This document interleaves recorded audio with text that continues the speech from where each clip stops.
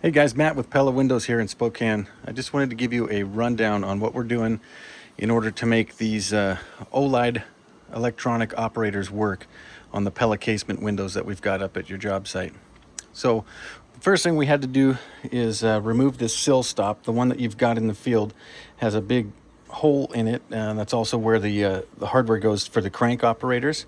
We've removed that and replaced it with a flush one so that there's no sign of any previous hardware.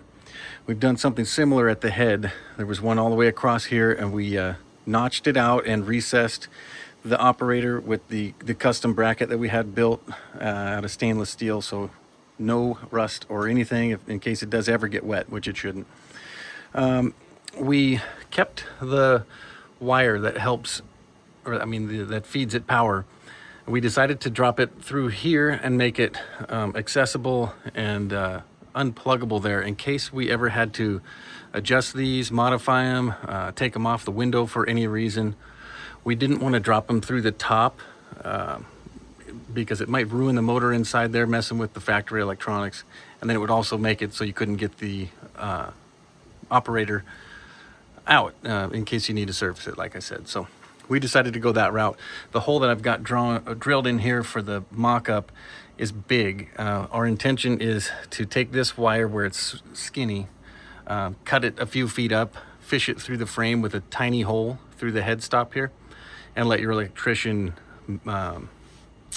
finish the wiring up in the wall there. This is the way they came from the factory. This is what they called black. It's clearly not.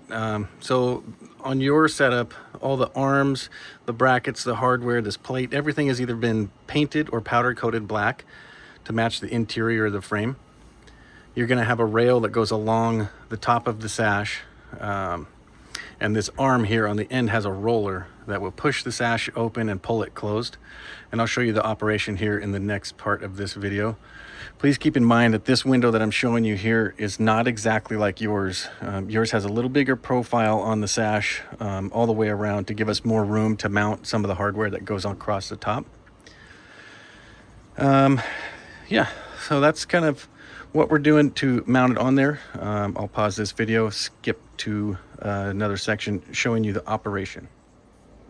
Okay, here we are, part 2 of the video. This is going to be the operation. Like I said, the way we have it plugged in at the top is just wired up for a mock-up, so this isn't the final field setup. So I'm going to use the remote control to show you how the operation works.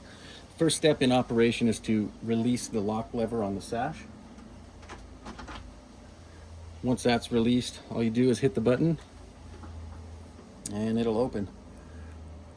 The thing I like about this particular operator is it's very quiet. You don't hear any of the gears or grinding and crunching that you do with some of the other ones I've worked with on the market.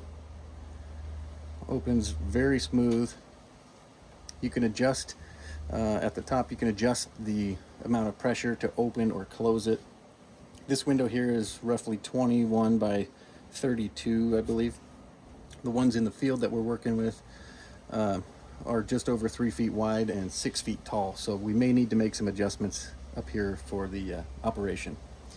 To close it, it's just the opposite. Hit the other button, or with the Olide operators, you've got the ability to download an app for your phone, and you can sync all the windows in the same program, so you can open and close them all at the same time, making it very easily, especially when you lose that remote like we often do.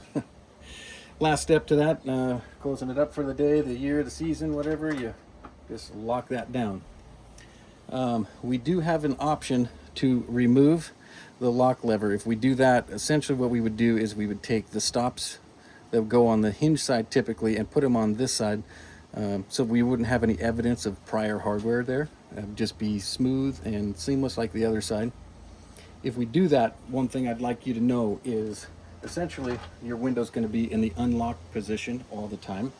So if you get a bad weather system or you get heavy positive or negative pressures in the house, you know, with HVAC systems or doors being opened or closed, you may have a little bit of sash drift where the bottom or the top could open slightly, creating some air noise